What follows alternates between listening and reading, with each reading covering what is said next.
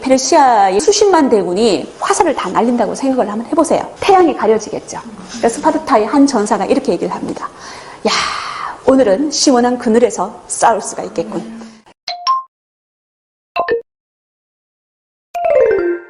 오늘 주제는 만인이 기다리는 주제입니다. 스파르타, 헤라클레스의 후예죠. 이 스파르타에 대해서 오늘 재밌게 강연해 보도록 하겠습니다. 스파르타 그러면 뭐가 생각나십니까? 300. 영화 300이 생각나시죠? 오늘 영화 300의 내용들이 많이 나올 겁니다. 오른쪽에 있는 이 동상은 누구의 동상일까요? 헤라클레스의 동상입니다. 이 헤라클레스의 동상을 보면서 여러분들 무슨 생각을 하셨습니까? 다른 신들보다 근육량이 2배 이상입니다. 허벅지를 봐주세요. 보통 아니죠. 그리스 신화에서 헤라클레스는 힘의 아이콘이죠. 괴력의 아이콘이라고 할 수 있습니다. 이 헤라클레스를 조상으로 삼고 있는 도시국가가 바로 스파르타라고 할 수 있습니다. 오늘 이 헤라클레스의 후손들이 살고 있는 스파르타를 한번 찾아가 보도록 하겠습니다. 여러분, 300입니다. 잠시 2초 동안 감상하시겠습니다. 이 영화가 상영이 되었을 때 전국에 있는 2천만의 남성들이 헬스장으로 가셨죠. 또 2천만 명의 여성들이 안구가 정화가 되었습니다. 저는 이 영화 300에서 가장 압권이었던 장면이 하나 있습니다. 혹시 이 장면 기억하십니까? 왼쪽에 있는 남자가 이 영화 300의 주인공, 스파르타의 왕이죠.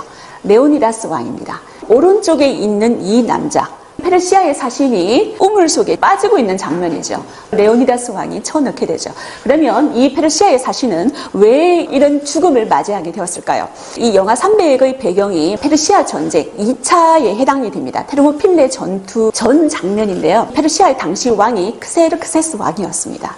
전쟁을 안 하고 항복을 받아내는 게 제일 좋잖아요. 그래서 이 스파르타에 사신을 보냈는데 페르시아의 사신이 레오니다스 왕한테 이렇게 말을 하죠. 물과 흙을 바쳐라. 이 물과 흙이 상징하는 게 뭐예요? 바로 항복입니다. 물은 생명의 원천이죠. 흙은 삶의 터전입니다. 이것을 바치라는 것은 스파르타의 모든 것을 바치라는 것하고 똑같습니다. 이때 레오니다스 왕의 반응이 굉장히 재밌습니다. 페르시아 사신을 이 우물 쪽으로 데리고 와서 발로 딱 차버리면서 This is 스파르타라고 얘기하죠. 물과 흙이 있는 곳이 우물이다. 네가 가져가라. 네가 가라 하와이 들어보셨죠?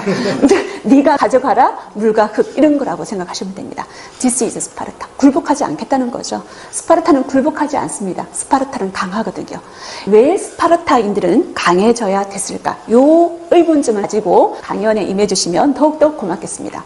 우선 도시국가 스파르타가 어떻게 탄생했는지 그 역사를 살펴보도록 하겠습니다.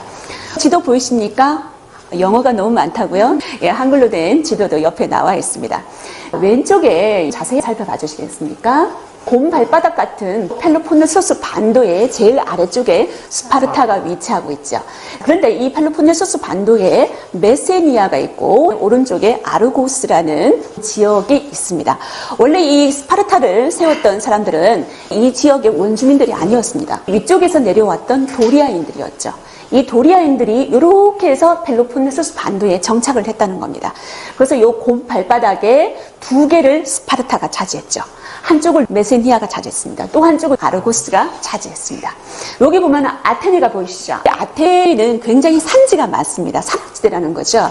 그런데 이 그리스 반도에서 유일하게 평야가 많고 토지가 비옥한 곳이 펠로폰네소스 반도라고 할 수가 있습니다. 이 지역에 스파르타가 위치했다는 거죠. 평야가 있습니다. 자급자족이 가능했다는 거죠. 주변하고 교류할 필요가 있었을까요? 없었죠. 자급자족이 가능한데 그래서 굉장히 폐쇄적인 성격을 가지고 있습니다. 인구가 많이 늘겠죠. 먹을 게 많으니까. 그래서 인구가 점점 포화 상태가 됩니다. 그럼 어떻게 해결해야 될까요? 이웃 나라를 정복해야 살 수가 있습니다. 땅이 필요하잖아요. 그래서 같은 도리아인이라고 할 수 있는 메세니아를 정복하게 되죠. 근데 이 메세니아도 도리아인 출신이기 때문에 굉장히 캐릭터가 강력합니다. 그래서 정복당한 100년 뒤에 다시 반란을 일으킵니다. 반란을 일으켰던 기간이 50년 정도 됩니다. 50년 동안 이 반란을 진압했던 나라가 스파르타라고 할 수 있겠죠. 그런데 이 메세니아의 반란을 진압하는 과정에서 스파르타는 어떤 생각을 하게 되었을까요? 이 메세니아 가만히 두서는 안 되겠네. 어떻게든 밟아야 되겠네. 이런 생각을 했겠죠. 여기가 바로 영하 300의 배경이 되는 테르모필레 지역이라고 할 수가 있습니다. 아테네와 스파르타의 인구 구성을 보면 스파르타가 왜 강해져야만 하는지 아테네와 비교를 하면서 알 수가 있는데요. 아테네의 시민 인구를 봐주시겠습니까? 55%를 차지하고 있습니다. 노예는 37%를 차지하고 있죠. 시민 인구의 비중이 훨씬 많습니다. 그러면 오른쪽에 스파르타에서 시민 한번 찾아봐 주세요. 7%밖에 안 됩니다. 노예 인구가 63%에 해당합니다. 주변인이라고 있죠. 페리오이코이라고 얘기하는데 이 민족들은 스파르타인들이 침략을 했을 때 빨리 항복했는 케이스입니다. 반란을 일으키지 않고 스파르타에 순응을 했다는 거죠. 그래서 반자유민의 위치를 가지고 있던 그 족속들이 바로 페리오이코이라고 할 수가 있죠. 아까 메세니아인들이 반란을 일으켰다고 그랬죠. 50년 동안 스파르타를 엄청 괴롭혔습니다. 그 메세니아인들을 스파르타인들이 노예로 두었다는 거죠. 이 당시에 이 스파르타의 시민 인구가 7%를 차지하고 있다는데 수적으로 봤을 때 10,000명 정도라고 생각하시면 돼요. 나머지 페리오이코이 그리고 노예를 헬로타이라고 하는데 다 합치면 시민 인구의 20배가 많습니다. 그러면 10,000명의 인구가 20배나 더 많은 피지배민들을 다스려야 된다는 거죠. 얼마나 강해져야 될까요? 여기 보시면 헬로타이가 있죠. 오늘 이 헬로타이가 스파르타 사회에서 어떤 비참한 삶을 사는지 그 얘기도 한번 해보도록 하겠습니다. 우선 이 아테네에는 시민 인구가 굉장히 많습니다. 시민의 특권 중에 하나가 정치에 참여할 수 있다는 겁니다. 정치에 참여해가지고 나의 생각과 나의 주장을 마음껏 펼칠 수가 있죠. 그것이 민회라고 할 수가 있습니다. 이 민회에서 상대방을 설득하기 위해서는 속된 말로 말빨이 필요합니다. 논리와 주장의 근거가 필요하겠죠. 사람들의 사고력이 점점 좋아집니다. 그래서 이 아테네에서 철학이라는 학문이 나왔다는 거죠. 그런 아테네가 민주정치, 디모크라시를 만들어냈죠. 그런데 노예 인구가 시민 인구보다 훨씬 많았던 스파르타는 노예들을 진압하는 게 바로 국가의 목표라는 거죠. 그래서 군사를 가장 우선시하는 군사 정치가 발달했던 도시국가가 스파르타라고 할 수가 있죠. 이 헬로타이, 다른 말로 헬로트라고 하기도 합니다. 쉽게 노예라고 할 수가 있죠. 제가 조금 전에 얘기했는데 이 헬로타이는 메세니아 지방의 사람들이라고 그랬죠. 스파르타인들한테 저항을 하면서 스파르타 사회에서 가장 하층 민원으로 떨어졌습니다. 노예와 시민들을 구별하기 위해서 스파르타인들이 헬로타이들한테 개가죽으로 된 모자를 씌웁니다. 그리고 조끼를 입히죠. 그러고 난 다음에 그들의 생업활동에 종사하게 만듭니다. 왜냐하면 이 스파르타의 시민들은 전부 다 군인들이죠.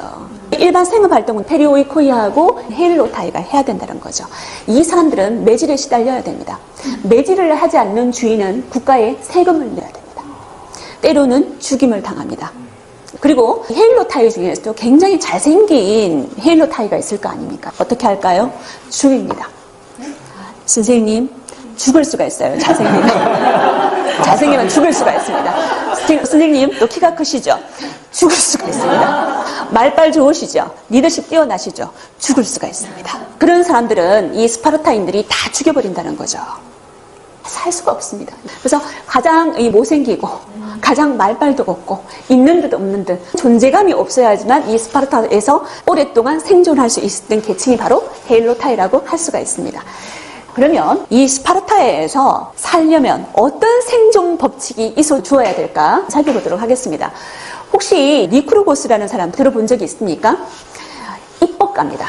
그런데 그 앞에 형용사가 있어요. 전설적인 입법가 이렇게 되어 있습니다. 스파르타에는 딱 두 사람만 알아놓으면 됩니다. 니크로고스하고 앞에 레오니다스 왕. 반드시 알아두어야 될 사람이 바로 이 니크로고스라고 할 수 있습니다. 왜냐하면 우리가 이 조선을 건국했을 때 조선의 설계자가 정도전이었죠. 스파르타의 모든 시스템을 설계했던 사람이 바로 니크로고스라고 할 수가 있습니다. 메세니아 지역을 정복해가지고 노예를 얻었잖아요. 그죠? 이 메세니아 지역이 스파르타의 땅이 되었습니다. 그럼 노예들은 토지를 가지지 못하니까 이 스파르타의 시민들이 그 지역의 땅을 차지해야 되겠죠. 공평하게 나누어주는 토지 개혁을 실시했던 사람이 니크로고스입니다. 이 사람은 정치 개혁도 진행을 했었죠. 원로원을 만들었으니까. 또 무슨 개혁을 했었냐면 오늘 배우는 교육 개혁. 우리가 스파르타 교육이라고 하는 모든 내용들이 이 사람의 머리에서 나왔습니다. 또 하나 화폐 개혁도 단행을 했습니다. 화폐라 그러면 보통 금과 은으로 만들어지죠. 그런 것들은 관리들한테 뇌물이 될 소지가 굉장히 많습니다. 국가 부패의 원인이라는 거죠. 리크루고스는 이 화폐를 전부 다 쇠붙이로 만들어버립니다. 예를 들어서 관리들이 이것을 뇌물로 받으려고 해도 무거워서 보관이 어려워서 뇌물을 받을 수가 없어요. 그러니까 스파르타 사회가 굉장히 건전해진다는 거죠. 부정부패가 한꺼번에 일소가 된다는 겁니다. 대단하지 않습니까, 이 사람? 그런데 이 사람이 굉장히 재밌는 인물입니다. 리크루고스에 대해서 잠시 설명하고 갈게요. 이 사람은 그냥 귀족이 아닙니다. 왕족이에요. 왕이었던 사람이었습니다. 아버지가 왕이었고 자기 형이 왕이었습니다. 근데 아버지가 죽고 형이 왕이 되었는데 일찍 죽어버렸죠. 형수가 있었습니다. 형수 뱃속에는 아기가 있었죠. 그래서 이 스파르타에서 그 형을 대신하여 왕이 되었던 사람이 리크루고스였어요. 그런데 어느 날 밤에 미망인이 된 그 형수가 이 리크루고스를 찾아옵니다. 리크루고스, 내 뱃속의 애를 유산시킬 것이다. 나랑 결혼합시다. 나와 결혼해서 당신과 나 사이에 낳은 아들한테 이 스파르타를 물려줍시다. 이렇게 말을 한다는 거죠. 리크루고스 이렇게 말을 했습니다. 형수님, 그 뱃속의 아이를 지으려고 하면 독초를 먹어야 하니 형수님의 건강이 위태로울 수가 있습니다. 우선 아이를 낳으십시오. 그리고 달래서 보냈습니다. 그 아이가 나중에 태어났겠죠. 왕자였습니다. 리크루고스는 한 번도 망설임 없이 왕위를 그 조카한테 물려주는 거죠. 그리고 여행을 가죠. 이집트로 여행을 가고 아테네로 여행을 가고 주변 모든 폴리스 지역을 여행하면서 그 지역의 정책이라든지 그 지역의 좋은 점, 그 지역의 경제는 어떻게 발전하고 있는가, 이것을 하나하나 공부하게 된다는 거죠. 그래서 나중에 이 리크루고스를 조카였던 왕이 다시 부릅니다. 얼마나 믿음직한 삼촌입니까? 이 리크루고스를 모셔와서 이런 입법을 하게 만들었다는 거죠. 그래서 탄생했던 게 리크루고스의 입법, 그 하나하나를 살펴보도록 하겠습니다. 스파르타 사회에서는 살기 위해서는 태어날 때부터 건강해야만 됩니다. 고된 훈련을 견딜 수 있는 강한 아이만 양육하는 거죠. 왜요? 만약에 이 아이가 장애를 가졌거나 약하거나 그럴 경우에는 스파르타 사회에서는 부담이 된다는 거죠. 국가의 짐이 된다는 겁니다. 그래서 태어나면 이 아기를 그 마을에 있는 원로한테 데리고 갑니다. 꼼꼼하게 검사를 해요. 신체 검사를 하는 거죠. 우리는 보통 만 20세 되면 신검이라는 걸 하는데 이 친구들은 태어나자마자 바로 신검을 합니다. 7 현역인지 방인지 당장 나온다는 거죠. 그래서 만약에 기형아이거나 장애를 가지고 있거나 저체중이었거나 그런 친구들은 전부 다 바로 이 절벽으로 가게 되어 있습니다. 이 절벽 이름이 뭡니까? 아포테타이라고 합니다. 이 장면이 영화 300에 나오는 장면이라는 거죠. 그래서 그 아기는 숨도 며칠 쉬어보지도 못하고 이 절벽으로 떨어져서 죽는다는 거죠. 이 아기의 유골들이 보이십니까? 스파르타의 여성들은 어떤 삶을 살았을까요? 똑같이 아기로 태어난다면 제일 먼저 검시를 받습니다. 특히 여자아이는 하체 부분을 특별히 더 꼼꼼하게 살핍니다. 왜요? 나중에 스파르타의 전사를 출산해야 되거든요. 이 스파르타 여성들도 스파르타 남자와 똑같이 훈련을 합니다. 그런데 16세가 되었을 때 다시 신체 검사를 받습니다. 2차 성징이 나타나는 시기가 바로 16세거든요. 16세가 되었을 때 이 여자아이가 2차 성징이 나타나지 않았을 때는 다시 절벽으로 가게 됩니다. 떨어뜨려서 죽여버리죠. 이게 스파르타 사회라는 거죠. 두 번째, 극한을 견뎌라. 첫 번째는 건강한 아이만 키우게 되잖아요. 거기에서 1차로 살아났습니다. 살아나고 난 다음에 두 번째는 극한을 견뎌야 됩니다. 태어난 아이가 7살이 되면은 아고게라는 병영학교에 입학하게 됩니다. 쉽게 말해서 7살 때 군대 간다고 생각하시면 돼요. 이 아이의 인생에 가장 아름다웠던 황금 시절은 6살까지였다는 거죠. 그때 엄마하고 아버지하고 함께 단란하게 살았으니까 이제부터는 군대에 보내지게 됩니다. 7살 때. 아고게라고 합니다. 그러면 이 아고게에서는 어떤 삶이 펼쳐질지 그 극한의 세계로 여러분을 안내합니다. 이 아이들 한번 보시겠습니까? 옷을 안 입었죠. 옷은 1년에 단 한 벌 제공됩니다. 신발은 사치입니다. 입학하자마자 매질을 당해야 돼요. 신음소리를 내지 않고 그 매질을 견뎌야지만 아고게 입학 자격 얻을 수가 있다는 거죠. 전사가 될 가능성이 있다는 거죠. 여기 보시면 제가 채찍 맞기 대회라고 있죠. 1년에 계속 이런 채찍 맞기 대회가 있습니다. 고통을 견디는 거죠. 그리고 채찍을 맞고 난 다음에 뜨거운 물을 붓고 자갈돌에다 굴려요. 그러고 난 다음에 찬물을 퍼붓습니다. 왜요? 피부를 가죽처럼 단련시키기 위해서 이런 행동을 계속 반복한다는 거죠. 12세 때 이 과정을 다 통과하게 되면은 빨간 망토를 지급받습니다. 이 빨간 망토가 이들의 군복이라고 생각하시면 되는 거죠. 그러면 이 친구들한테도 침대가 제공되어야 되지 않겠습니까? 이 침대는 굉장히 자연주의, 완전 웰빙 스타일입니다. 풀로 만들었습니다. 이 풀로 만든 침대에다가 재워서 훈련시킨다는 거죠. 이거는 여름용 침대예요. 겨울용 침대는 이 풀 속에 가시를 넣어 놓습니다. 겨울에는 사람이 자다가 동사할 수 있잖아요. 동사할 수 있기 때문에 절대로 잠들면 안 됩니다. 그래서 잠이 들다가도 수시로 깰 수 있도록 이 풀숲에다가 가시를 넣어 놓는다는 거죠. 이게 바로 아국의 병영 생활이었습니다. 12세 때 빨간 망토를 지급받았죠. 군복으로도 이용할 수 있고 전쟁 때는 모포 역할도 이 빨간 망토가 한다고 합니다. 다음에 16세가 되면 밥을 삼시세끼를 지급받다가 한 끼만 줍니다. 16살 그러면 한창 먹을 나이 아닌가요? 나머지 2끼는 어떻게 해서 자기가 구해서 먹으라는 거죠. 이 말은 훔쳐서 먹으라는 거하고 똑같습니다. 한 끼를 먹이고 난 다음에 나머지 2끼는 마을에 내려가서 훔쳐서 먹어야 된다는 겁니다. 그런데 훔쳐서 먹었을 경우에 들킬 수가 있잖아요. 그래서 철저히 거짓말부터 가르쳐줍니다. 두 번째, 들켰을 경우에는 매를 맞게 되겠죠. 문제는 들켰기 때문에 매를 맞게 되는 거죠. 이런 것도 하나의 전시 상황에서 훈련이라는 거죠.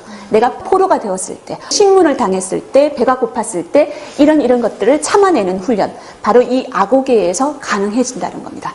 드디어 졸업할 때가 되었습니다. 20살이 되면 통과 의례라는 것을 합니다.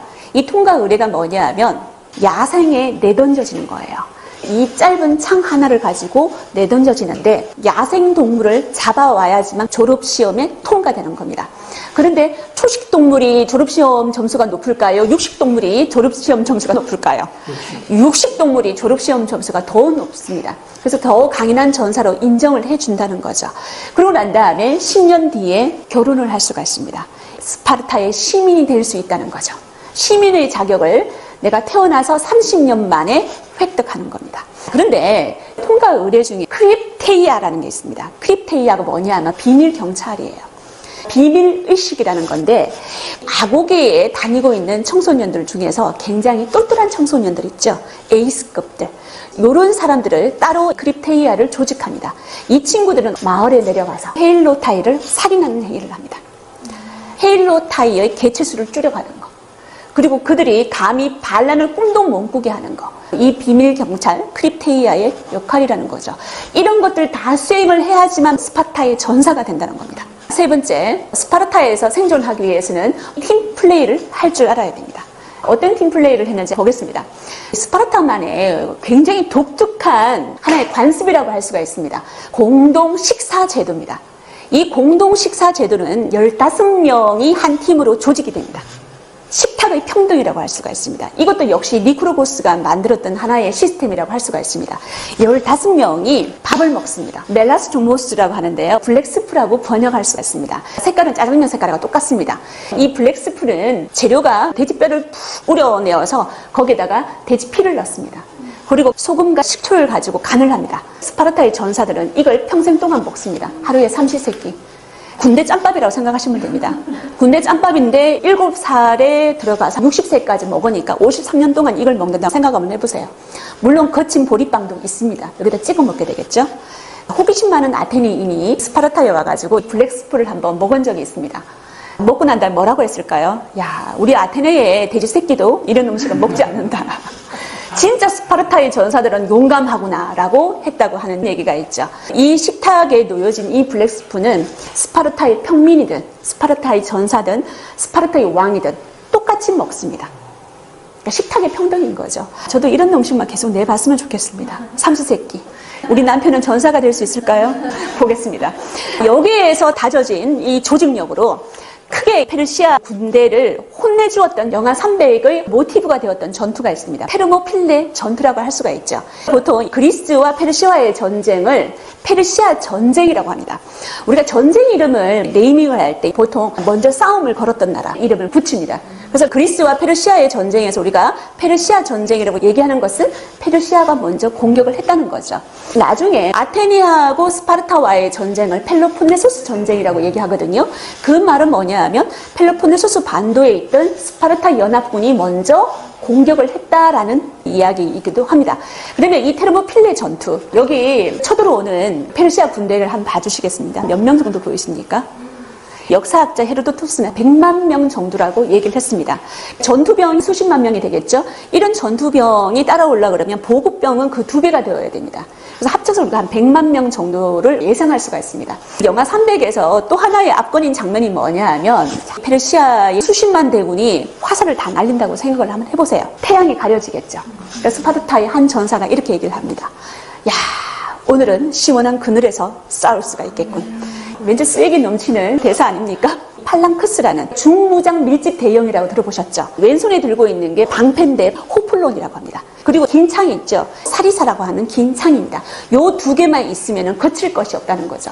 그러면 왜 스파르타는 이 밀집 대형을 사용해서 페르시아 대군랑 맞서 싸웠을까?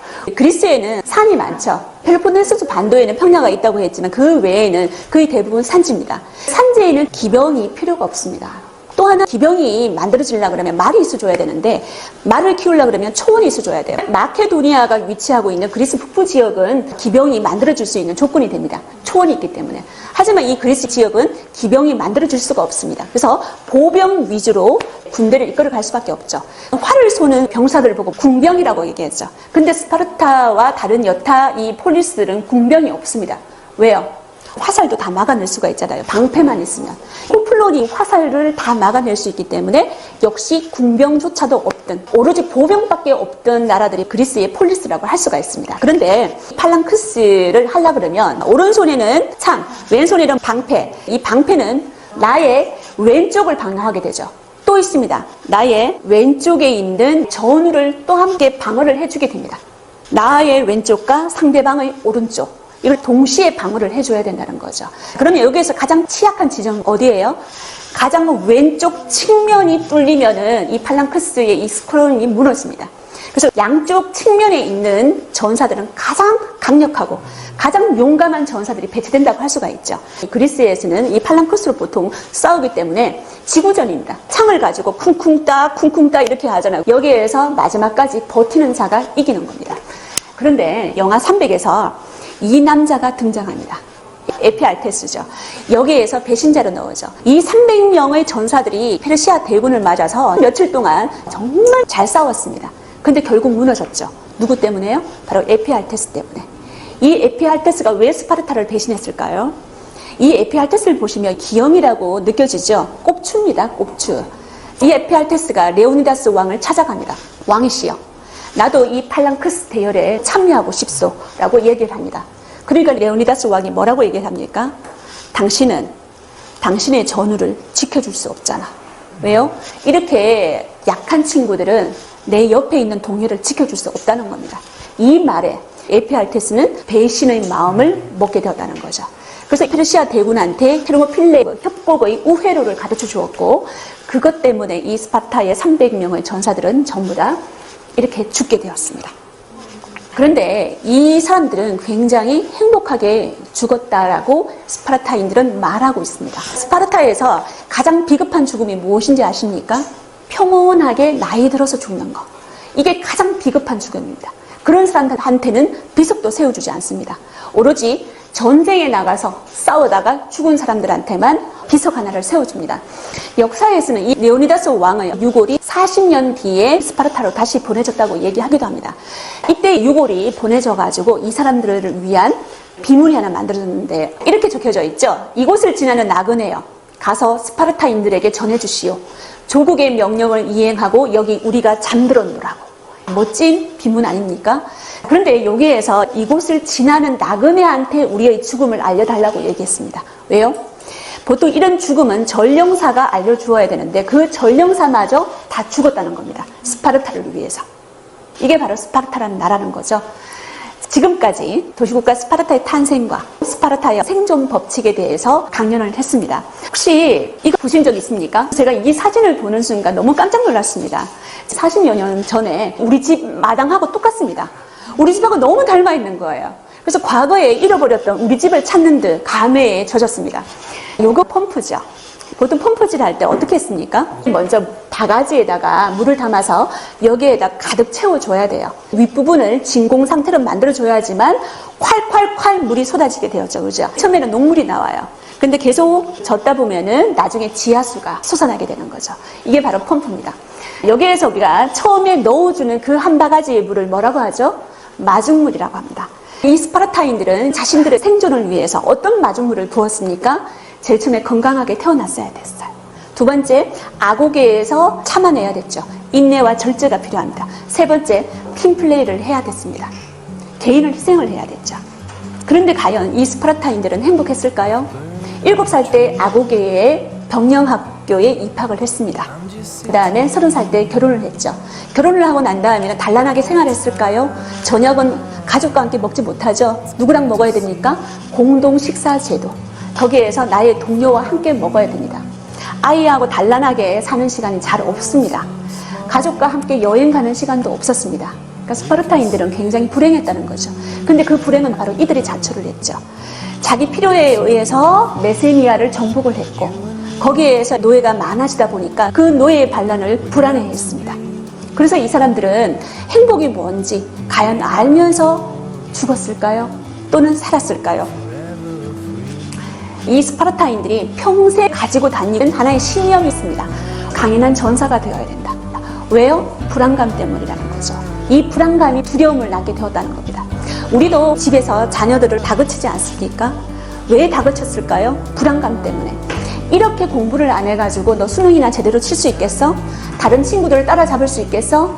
좋은 직장을 얻을 수가 있겠어? 학교나 제대로 마칠 수가 있겠어? 이런 식으로 우리가 가지고 있는 불안감 때문에 오히려 아이들을 더 다그치고 극한의 상황으로 내몰을 수도 있다는 거죠. 스파르타의 삶은 제가 봐서는 행복하지 않았습니다. 그러면 이 행복한 삶을 위해서 우리한테는 어떤 마중물이 필요할까요? 저는 이런 마중물을 붓고 싶습니다. 바로 함께라는 가치. 이 마중물을 부어보고 싶습니다. 요즘 친구들은 친구가 잘 없잖아요. 경쟁자만 있을 뿐이잖아요. 경쟁에 내몰리다 보니까 친구를 친구같이 느끼지 못하는 상황들이 굉장히 많이 나타납니다. 그런데 친구들을 나와 함께 한다고 생각했을 때 불안해할까요? 두려워질까요? 아니죠. 내 옆에는 친구가 있고 가족이 있기 때문에 불안하지 않다는 거죠. 두렵지 않다는 거죠. 그래서 저의 행복한 삶에는 이런 함께라는 이 가치, 그리고 우리 아이들한테도 함께라는 가치를 물려주고 싶다는 생각입니다. 감사합니다.